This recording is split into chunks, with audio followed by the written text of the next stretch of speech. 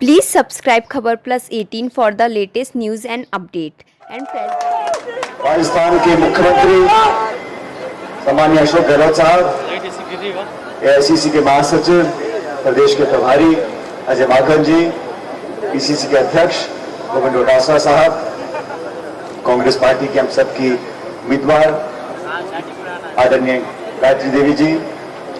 मंच पर सभी बहुत से नेतागण हैं, मैं सबका नाम नहीं लूंगा, मंत्रीगण, विधायकगण, पूर्व विधायकगण, पार्टी के पदाधिकारीगण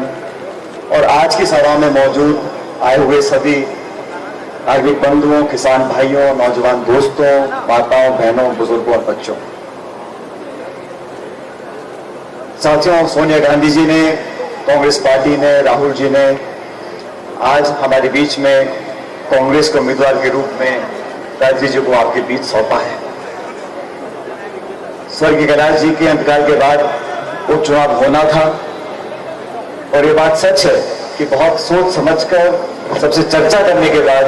कांग्रेस पार्टी ने मन बनाया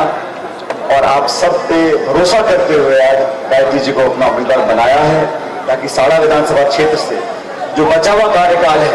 3.25 साल का, उस कार्यकाल में आपकी सेवा के लिए जैसे स्वर्गीय कैलाश जी करते थे, ठीक उसी तरह आपकी सेवा के लिए गायत्री जी को आपके बीच में उतारा है। इससे पहले अभी हम सुजानगढ़ में थे, वहां पर भी उपचुनाव है और वहां बहुत अच्छा माहौल कांग्रेस के पक्ष में बना हुआ है। लेकिन आज इस चुनाव के माध्यम से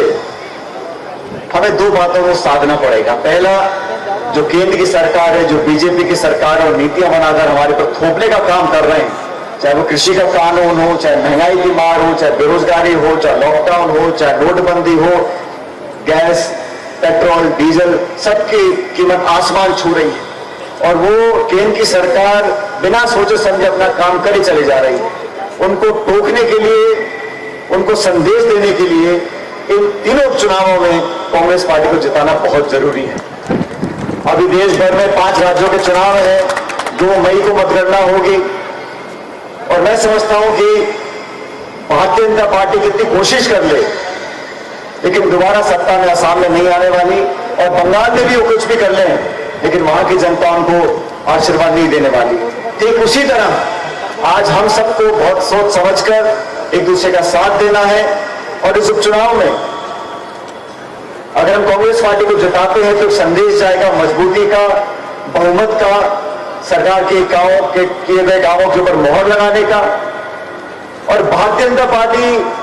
ये चुनाव लड़ रही है, कितना अंतर कर ले उस दल में आप जानते हो, ऊपर से नीचे तक उस पार्टी में फूट पड़ी हुई है और इस उपचुनाव में फूट सामने आएगी। लेकिन आज मैं गांधी जी का भाषण सुन रहा था, जिस आत्मीयता से आपके बीच में अपने आप को कैलाश जी के जाने के बाद अपने आप को समर्पित को कर रही हैं,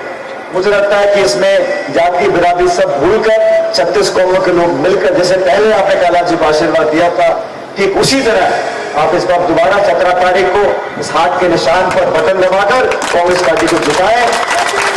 मंच पर सभी अपनी अपनी भूमिका निभा रहे हैं काम करने में। हमारे प्रभारी मंत्री रघु जी हैं, भीलवाड़ा के इस चुनाव के इंचार्ज हैं और देखो कैसे रघु जी पूरी घड़ी घूम कर आती, जितने मंच पर बैठे,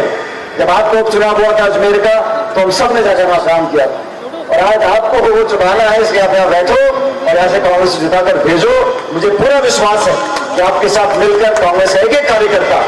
मदद करेगा। 17 तारीख को जब मतदान हो उसमें सारी बातें भूलकर हमें हाथ का निशान है उस पर बटन दबाकर कांग्रेस पार्टी को जिताना है, ताकि संदेश जाए जयपुर दिल्ली में मजबूती का, ताकत का, एकता का। और भारतीय जनता पार्टी ने जो घमंड और अहंकार की राजनीति करी है उसको करारा जवाब देने के लिए आप सभी लोगों से मैं निवेदन करता हूं कि 17 तारीख को कांग्रेस को जिताकर गायत्री जी को अपना विधायक बनाए। बहुत बहुत धन्यवाद। जय हिंद, राम राम साहब। सम्मानित सचिन जी पायलट साहब के समय उपचुनाव में रघु जी शर्मा जीते थे, इसलिए सचिन जी पायलट साहब और मुख्यमंत्री। केंद्र की सरकार बिना सोचे समझे अपना काम करे चले जा रही है। उनको टोकने के लिए, उनको संदेश देने के लिए इन तीनों उपचुनावों में कांग्रेस पार्टी को जिताना बहुत जरूरी है।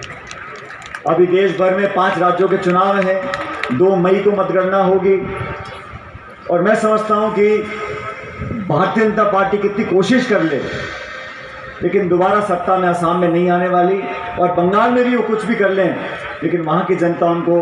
आशीर्वाद नहीं देने वाली। ठीक उसी तरह आज हम सबको बहुत सोच समझकर एक दूसरे का साथ देना है, और इस उपचुनाव में अगर हम कांग्रेस पार्टी को जिताते हैं तो एक संदेश जाएगा मजबूती का, बहुमत का, सरकार के। Please subscribe Khabar Plus 18 for the latest news and update.